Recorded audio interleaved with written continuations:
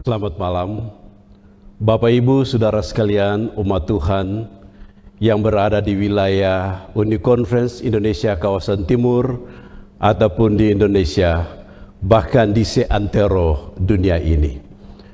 Puji Tuhan, malam hari ini kita bisa berkumpul bersama-sama dalam bentuk keluarga ataupun kelompok lainnya dalam ibadah pertengahan minggu untuk memuji, membesarkan nama Tuhan, karena Allah itu baik di dalam kehidupan kita. Untuk itu saya ingin mengajak Bapak Ibu Saudara sekalian, para orang tua, untuk mengajak anak-anak, apakah orang muda, remaja, atau anak-anak, bisa berada bersama dalam lingkaran keluarga, dalam mezbah keluarga, bukan hanya berkumpul bersama-sama, tapi pastikan bahwa setiap anggota keluarga memiliki Alkitab, oleh karena kita akan mempelajari firman Tuhan pada malam hari ini. Sekali lagi, para orang tua, para suami, pastikan bahwa istri dan anak-anak Anda berada dalam lingkaran keluarga. Para istri, pastikan bahwa suami dan anak-anak Anda berada dalam lingkaran keluarga. Sebelum kita mempelajari firman Tuhan, saya ajak kita sekalian untuk berdoa. Bapa di surga, kami bersedia untuk mempelajari firman Tuhan pada ibadah pertengahan minggu di malam hari ini. Kebutuhan terbesar kami, kiranya Tuhan hadir di tengah-tengah keluarga masing-masing kami. Sucikan hati dan kepikiran kami.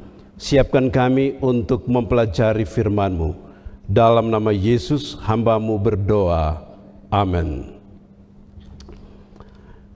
Dalam menghadapi kepahitan hidup dalam kehidupan manusia, ada banyak orang bertanya-tanya, di manakah Tuhan dan siapakah Tuhan dalam kehidupannya?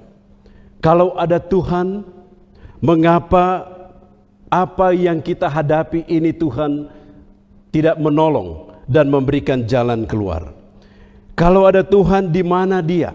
Bagaimana dengan kondisi keluarga kami di saat berbagai peristiwa-peristiwa yang menakutkan, berbagai peristiwa-peristiwa yang mencekam terjadi di dalam kehidupan manusia? Ada begitu banyak pertanyaan manusia tentang Tuhan. Ada kurang lebih 1001 macam pertanyaan yang dimunculkan oleh manusia tentang siapa sebenarnya Tuhan dalam kehidupan manusia. Pada prinsipnya, ada 3 pandangan manusia terhadap Tuhan. Pandangan yang pertama mengatakan bahwa tidak ada Tuhan. Mengapa kita harus beribadah? Mengapa kita harus menyembah Tuhan? Tuhan itu tidak ada. Oleh karena manusia itu terjadi dari sel-sel yang kecil, bertumbuh menjadi sempurna. Jadilah manusia yang sempurna. Mereka mengutip teori evolusi Darwin. Tidak ada Tuhan. Kalau ada Tuhan, Dia akan melihat malapetaka yang kita alami. Dia akan melihat bencana yang kita alami. Dia akan melihat sakit penyakit yang kita alami. Dan Dia akan menopang kita. Dia akan menolong kita. Bahkan Dia akan membantu dalam mengatasi kematian yang dialami dalam kehidupan manusia. Tidak ada Tuhan dalam kehidupan manusia. Itulah kaum ateis. Pandangan yang pertama mengatakan bahwa ada Allah. Allah menciptakan manusia, tetapi dalam konteks ini, sesudah Allah menciptakan manusia, Allah membiarkan manusia berjuang dengan kehidupannya sendiri. Allah katakan, do your own business, I will do my own business. Buatlah, lakukanlah urusan pribadimu, saya akan melakukan urusan saya. Kenapa kita harus setia kepada Tuhan? Oleh karena Dia hanya membiarkan kita untuk bergelut menghadapi pahit getirnya kehidupan ini. Pandangan yang ketiga mengatakan bahwa ada Allah. Dia menciptakan manusia, Dia memelihara manusia, dan Dia senantiasa berada di dalam kehidupan manusia. Untuk itu, kita perlu menyembah Dia, kita perlu beribadah kepada Dia, dan kita perlu memuji, membesarkan namanya. Pada malam hari ini saya ingin mengajak keluarga-keluarga, umat-umat Tuhan sekalian untuk melihat siapa sesungguhnya Tuhan dan apa yang Tuhan buat dalam kehidupan manusia, yang dituliskan di dalam Mazmur 84 ayat yang pertama sampai ayat yang ke-12, yang saya bisa merubah judul perikopnya dengan rahasia hidup sukses. Perikop ini berbicara tentang kebesaran Allah di dalam bait-Nya dan rindu untuk berada di dalam bait Allah. Bagian pertama berbicara tentang kerinduan umat Tuhan yang mau bertemu dengan Allah di dalam bait-Nya. Kerinduan umat Tuhan yang mau mempelajari akan firman Tuhan di dalam bait-Nya. Di lain sisi, perikop ini juga berbicara tentang kebesaran Tuhan dan prinsip hidup sukses. Bagian pertama berbicara tentang kerinduan untuk berada dalam ibadah, dalam perayaan kepada Tuhan, dan merasakan kehadiran Tuhan. Pada malam hari ini Bapak Ibu Saudara sekalian, di dalam mezbah keluarga, dalam rumah tangga masing-masing, ataupun kelompok ibadah di mana Anda berada, kita harus memiliki kerinduan. Tadi dalam perikop ini berbicara tentang kerinduan para musafir untuk datang ke Yerusalem, dalam Ka'bah, dalam satu perayaan persekutuan yang begitu nikmat untuk mendengarkan firman Tuhan, yang memberikan kekuatan di dalam perjalanan kehidupan. Saya yakin dan percaya peristiwa yang sama juga terjadi di dalam kehidupan setiap keluarga pada saat ini. Namun di bagian yang kedua berbicara tentang siapa sesungguhnya Tuhan dalam kehidupan manusia. Mazmur 84 sama dengan Mazmur 27, sama dengan Mazmur 43 dan Mazmur 42 yang berbicara tentang kebesaran Tuhan dan syarat-syarat untuk mendapatkan kebesaran Tuhan dalam kehidupan manusia. Saya ingin ajak Bapak Ibu Saudara sekalian untuk membuka Alkitab kita. Para orang tua, pastikan anak-anak Anda memiliki Alkitab dan pastikan bahwa mereka membuka Alkitab untuk mempelajarinya. Mari saya ajak kita semua buka dalam Mazmur 84 ayat 1 sampai ayat yang ke-12. Kita mulai dengan melihat kebesaran Tuhan di dalam kehidupan manusia. Pertama, dituliskan di sana bahwa Allah itu adalah Allah yang hidup. Allah yang hidup. Mengapa dikatakan Allah yang hidup? Allah yang hidup berbicara tentang kehidupan ini diberikan oleh Allah. Itulah sebabnya di dalam Kejadian pasal yang pertama, pasal yang kedua berbicara tentang penciptaan. Firman Tuhan mengatakan bahwa dari debu tanah Allah menciptakan manusia, kemudian Allah menghembuskan nafas hidup kepadanya, jadilah makhluk yang hidup. Bagian pertama dalam Mazmur 83 ini berbicara tentang predikat Allah yang hidup, Allah pemberi hidup, Allah pemelihara hidup itu. Yang kedua disebutkan Tuhan. Mengapa dia disebut Tuhan? Tuhan berbicara tentang penyembahan manusia kepada Allah. Dia patut disembah, dia patut dipuji, dia patut dibesarkan. Oleh karena dia adalah pemberi kehidupan dan dia adalah pencipta kehidupan dan dia adalah pemelihara kehidupan. Kemudian yang ketiga berbicara tentang Raja. Dia adalah Raja. Jadi Allah itu bukan hanya Allah yang hidup, bukan hanya Tuhan, tetapi Dia adalah Raja. Berbicara tentang kedatangan Dia sebagai Raja yang akan memberikan upah kepada manusia. Mereka yang percaya, yang setia kepadanya akan diselamatkan. Mereka yang tidak setia dan tidak percaya kepadanya akan dibinasakan. Ada dua kelompok pada waktu kedatangannya yang Dia tampakkan diri sebagai Raja. Di mana kelompok Anda? Apakah Anda berada dalam kelompok yang diselamatkan atau kelompok yang tidak diselamatkan? Kemudian pada bagian lain juga menuliskan bahwa Dia adalah Allah Yakub.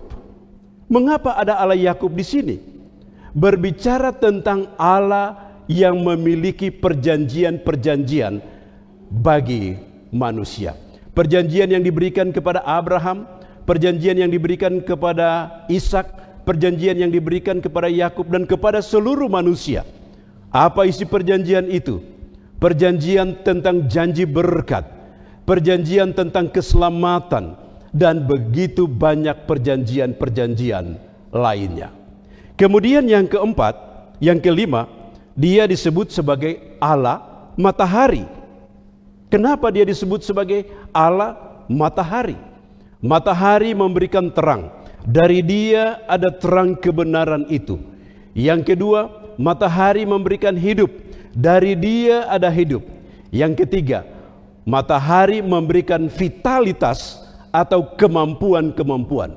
Jadi Allah adalah sumber kemampuan yang memberikan kesanggupan-kesanggupan, kemampuan-kemampuan kepada manusia untuk menghadapi setiap tantangan kehidupannya. Kemudian yang keenam, Dia disebut sebagai Allah pelindung. Berbicara tentang peperangan, menghadapi tantangan-tantangan kehidupan. Di zaman bangsa Israel mereka berperang dengan bangsa-bangsa kafir. Dia yang maju dan berperang. Dia disebut sebagai Allah pelindung. Dan yang terakhir, Dia disebut sebagai Tuhan semesta alam. Ada 4 kali di dalam Mazmur pasal 84 ini disebutkan Dia adalah Tuhan semesta alam. Mazmur 84 ayat 2, betapa disenanginya tempat kediaman-Mu, ya Tuhan semesta alam. Mazmur 84 ayat 4, ya Tuhan semesta alam, Rajaku dan Allahku. Mazmur 84 ayat 9, ya Tuhan semesta alam, dengarkanlah doaku dan pasanglah telingamu kepadaku, ya Allah Yakub. Mazmur 84 ayat 12, ya Tuhan semesta alam, berbahagialah manusia yang percaya kepadamu. Jadi kita bisa lihat bagaimana predikat Allah di dalam kehidupan manusia yang memberikan jaminan hidup bagi manusia. Dia adalah pemberi hidup. Dia adalah pemelihara kehidupan. Dia adalah penebus kehidupan. Di dalam situasi apapun Dia ada di sana untuk menolong manusia supaya manusia sanggup mengatasi berbagai tantangan-tantangan kehidupan yang dialami olehnya. Secara khusus, Bapak Ibu Saudara sekalian, wabah yang sementara berkembang pada saat ini, kita harus sadari, kita harus akui bahwa Tuhan ada di sana untuk menjaga, melindungi.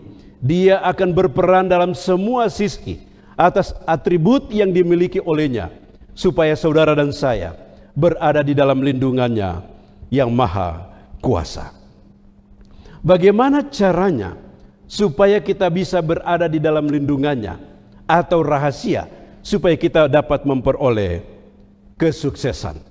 Ada 3 hal yang kita akan pelajari bersama pada malam hari ini yang saya singkatkan dengan PKK. P, Mazmur 84 ayat yang ke-11. Ya Tuhan semesta alam, berbahagialah manusia yang percaya kepadamu. Bagian yang pertama berbicara tentang percaya kepada Tuhan. Jadi PKK, P yang pertama adalah percaya kepada Tuhan. Berbicara tentang percaya kepada Tuhan, ada banyak definisi di dalam Alkitab atau banyak definisi yang dibuat oleh hamba-hamba Tuhan.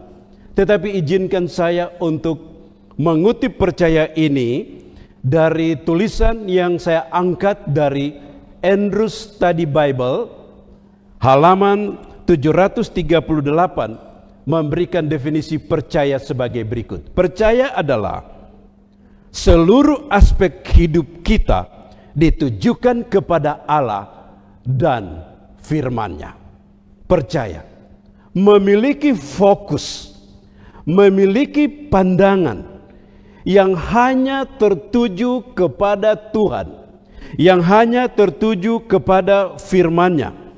Apapun situasi yang kita hadapi di dalam kehidupan kita, rahasia pertama, prinsip pertama mengatakan bahwa fokus kita harus kepada Tuhan. Fokus kita harus kepada firman-Nya. Di tengah-tengah wabah virus corona, kita memiliki berbagai dampak dalam kehidupan kita. Boleh jadi kita berada di dalam tekanan hidup. Boleh jadi kita berada di dalam masalah kesusahan-kesusahan lainnya. Boleh jadi kita berada dalam masalah ekonomi.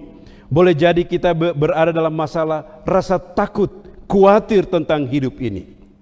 Apapun kondisi yang kita hadapi di dalam kehidupan kita, kita harus fokus. Kita harus percaya kepada Tuhan. Mengapa?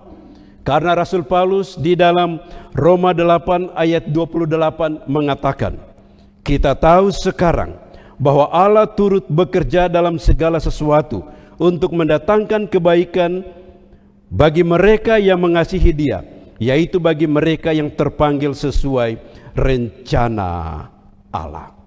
Bapak, Ibu, Saudara sekalian, Allah ada di sekitar kita, Allah ada bersama-sama dengan kita manakala kita menghadapi situasi seperti ini. Allah bekerja di dalam kehidupan kita supaya kita dapat terlindung dari berbagai situasi yang kita sementara hadapi. Percaya berarti bergantung sepenuhnya kepada Tuhan. Percaya berarti menggunakan tangan kita untuk memegang tangan Allah dan tidak pernah lepas dari tangan Allah.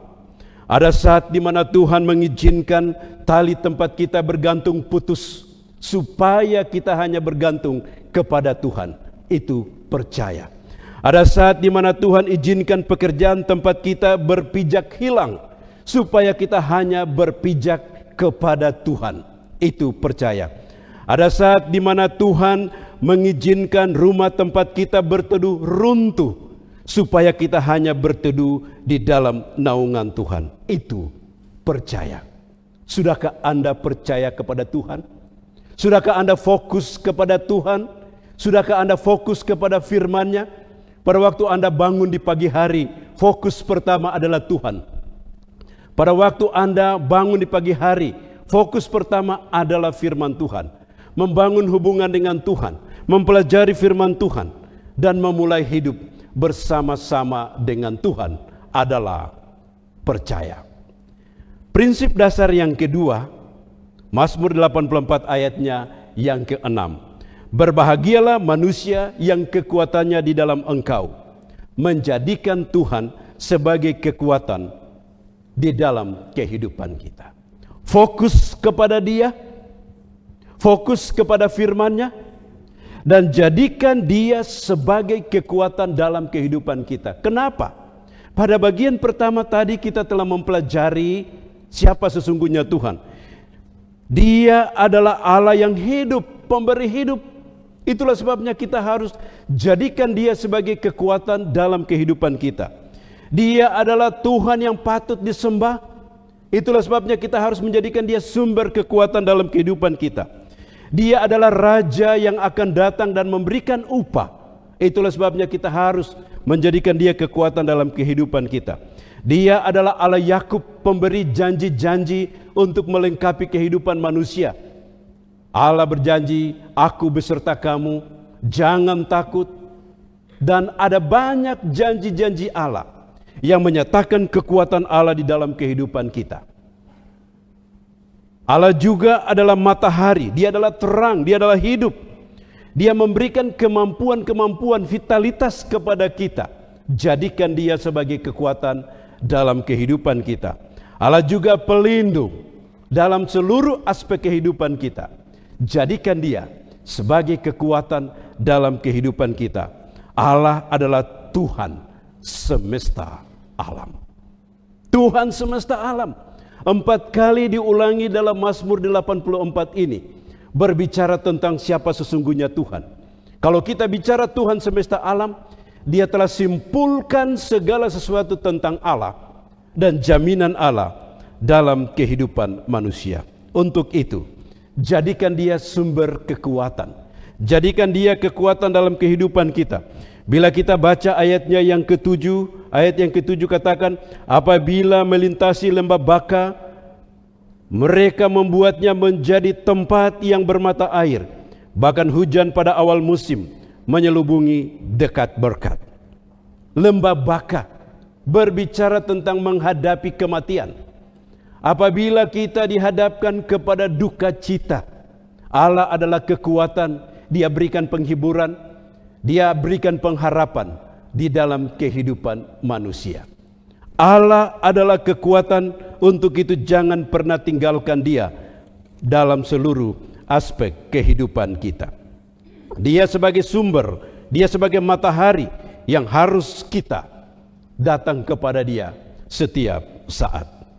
Dalam ayatnya yang ke-12 mengatakan, sebab Tuhan adalah matahari dan perisai, sumber terang, sumber hidup, vitalitas, kemampuan dalam menghadapi berbagai macam tantangan. Pertanyaan yang ingin saya tanyakan bagi Bapak Ibu Saudara sekalian, yang harus dipastikan kepada setiap anggota keluarga adalah, sudahkah anggota keluargamu percaya kepada Tuhan?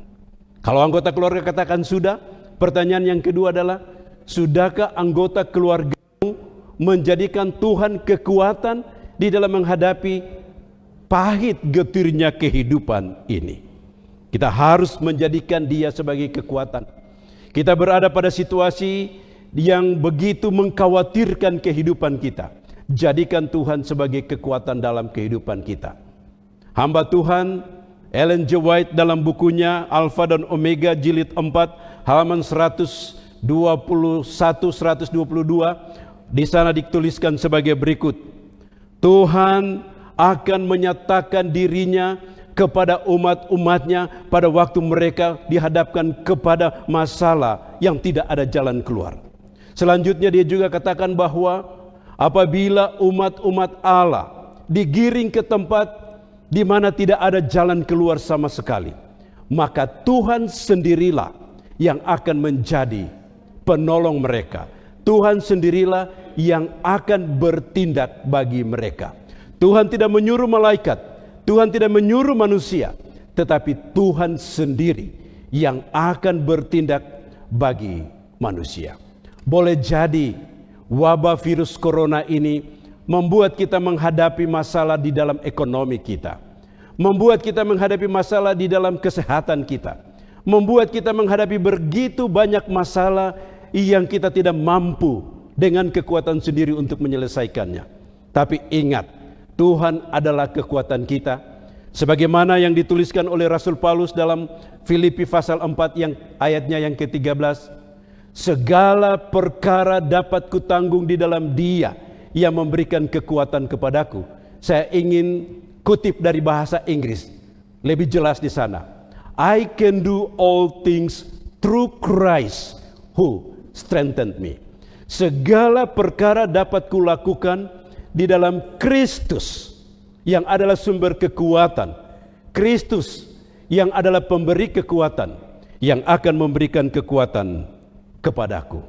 Apapun situasi yang kita hadapi, Bapak Ibu Saudara sekalian, anak-anak, para remaja, orang muda, orang tua, mari percaya kepada Tuhan. Jadikan Dia sebagai kekuatan di dalam kehidupan kita. Suatu ketika ada seorang yang mengeluh kepada Tuhan, jalan di tepi pantai. Dalam keluhan itu dia katakan, Tuhan, pada waktu saya menghadapi masalah, sementara saya berjalan, Saya lihat hanya ada satu tapak kaki, itu tapak kaki saya. Di mana Engkau Tuhan? Saya memiliki beban yang besar Tuhan. Di mana Engkau? Di dalam kisah itu dikatakan kemudian Tuhan katakan kepadanya, anakku, engkau melihat satu tapak kaki. Engkau melihat tapak kaki dari hanya satu orang. Itu adalah tapak kakiku. Karena aku menggendong engkau. Aku mengangkat engkau di dalam menghadapi masalah dalam perjalanan kehidupanmu. Tuhan adalah kekuatan kita. Jangan pernah tinggalkan Dia, jangan pernah lupakan Dia, tapi percaya kepada Dia, fokus kepada Dia, fokus kepada firman-Nya, dan jadikan Dia sebagai kekuatan dalam menghadapi hidup ini. Prinsip dasar yang terakhir atau prinsip dasar yang ketiga, rahasia hidup bahagia adalah ayatnya yang kelima. Berbahagialah manusia yang diam di dalam rumahmu, yang terus-menerus memuji engkau. Jadi P yang pertama, PKK, P yang pertama adalah percaya. Kemudian K adalah kekuatan, jadikan Tuhan sebagai kekuatan. Dan K yang terakhir adalah komitmen. Berbahagialah manusia yang diam di rumahmu. Komitmen untuk hidup bersama-sama dengan Tuhan. Kalau kita telah melihat betapa hebatnya Tuhan di dalam kehidupan kita, betapa hebatnya janji-janjinya di dalam kehidupan kita, maka Tuhan hanya memintakan kita untuk percaya kepada Dia, fokus kepada Dia, dan fokus kepada firman-Nya. Tuhan memintakan kita untuk menjadikan Dia sebagai kekuatan di dalam kehidupan kita. Dan terakhir, Tuhan memintakan kita untuk membuat komitmen, diam di dalam rumah Tuhan, tekad untuk setia kepada Tuhan. Saat ini kita sementara dikatakan lockdown, diam di dalam rumah. Mari kita diam di dalam rumah Tuhan. Keluarga kita, rumah kita, di mana kita senantiasa beribadah dalam mezbah keluarga, boleh jadi itu adalah rumah Tuhan. Oleh karena kita selalu memanggil nama Tuhan, memuji Tuhan, dan memintakan kebersamaan Tuhan di dalam kehidupan kita. Diam di dalam rumah Tuhan, setia kepada Tuhan apapun situasi yang terjadi. Komitmen Daud dalam Mazmur 23 ayatnya yang ke-6, aku akan diam di dalam rumah Tuhan sepanjang masa atau selama-lamanya. Komitmen Paulus kisah 20 ayat 24, aku tidak menghiraukan nyawaku sedikit pun, asal saja aku dapat mencapai garis akhir dan menyelesaikan pekerjaan yang dipercayakan Tuhan kepadaku. Komitmen keselamatan, komitmen pelayanan. Yang saya ingin bacakan sekarang ini adalah komitmen Habakuk. Di dalam Habakuk pasal yang ketiga, ayatnya yang ke-17 sampai ayatnya yang ke-19. Sekalipun pohon ara tidak berbunga, pohon anggur tidak berbuah, hasil pohon zaitun mengecewakan, sekalipun ladang-ladang tidak menghasilkan bahan makanan, kambing domba terhalau dari kurungan, dan tidak ada lembu sapi dalam kandang, namun aku bersorak-sorak di dalam Tuhan, beria-ria dalam Allah yang menyelamatkan aku. Allah Tuhanku itu kekuatanku. Ia membuat kakiku seperti kaki rusa. Ia membiarkan aku berjejak di bukit-bukit. Tuhan itu luar biasa di dalam kehidupan kita. Malam hari ini saya ingin mengajak para orang tua, pastikan komitmen keluarga untuk diselamatkan. Saya ingin mengajak setiap orang tua untuk pastikan komitmen anak-anak untuk setia kepada Tuhan. Saya ingin mengajak semua keluarga untuk membuat komitmen. Membuat komitmen Rasul Paulus, membuat komitmen Daud, dan juga membuat komitmen dari Habakuk. Bisa saja ke depan ini, oleh karena wabah virus ini, maka ada keluarga kita yang terserang wabah ini. Apapun kondisi yang akan terjadi, komitmen Habakuk harus menjadi komitmen kita. Oleh karena Tuhan adalah pencipta, Tuhan adalah pemelihara, Tuhan adalah penebus. Untuk itu, pada malam hari ini saya ingin mengajak semua keluarga, Bapak Ibu Saudara sekalian, termasuk orang-orang muda, anak-anak yang ada dalam keluarga, mari kita fokus kepada Tuhan. Mari kita fokus kepada firman-Nya. Mari kita menjadikan Dia sebagai kekuatan di dalam kehidupan kita. Dan mari keluarga, orang perorangan membuat tekad kepada Tuhan untuk setia kepada Tuhan, untuk mengikuti Tuhan. Apapun situasi yang terjadi, kita tetap setia, kita tetap tinggal di dalam Dia sampai pada waktu hari Maranatha, di mana Dia datang dan memberikan wujud kebahagiaan sejati yang akan kita nikmati bersama-sama selama-lamanya. Kiranya Tuhan yang memiliki firman ini akan memberkati Bapak Ibu Saudara sekalian dalam setengah minggu yang kita akan hadapi nanti, dan memberikan keberhasilan kepada saudara sekalian. Amin.